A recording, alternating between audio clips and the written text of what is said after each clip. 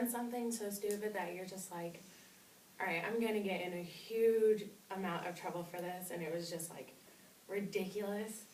Like, say, stealing something, or even just going to a party that you weren't supposed to be at, there's alcohol or something, or just something as simple as like something your parents told you that you shouldn't do, that you could get hurt or something. Well, I have, and it was when I think it was about 12 or 13 years old, is when my brother's fiance let me drive her car. Yeah, and it was in town, so like, it was really sketchy kind of. And then when we were at my grandparents', which is just down the street from my house, and we were there for my brother's birthday, which was in June, and my birthday's in September, then mine. And, well, we were all hanging out or whatever down there, having cake and doing whatever.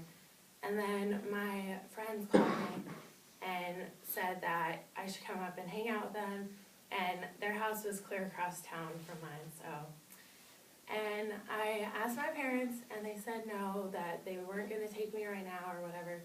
And then like an hour or two went by, and my dad said that he wasn't gonna take me yet. And so I was like, all right, whatever, you know.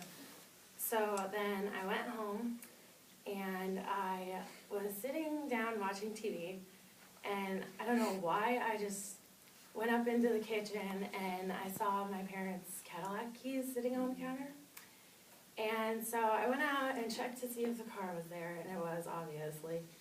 And so I started it, and then I called my friends and told them that I was coming up. And I took my mom and dad's car and drove clear up to their house. And then, like, when I got there, the cops were there because they were having something going on with them or whatever. And then I, like, started kind of freaking out, but I was like, okay, need to keep it cool.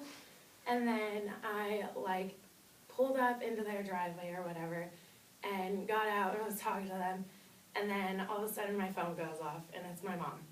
I'm like, all right, I have to try and stay cool, act like I'm home.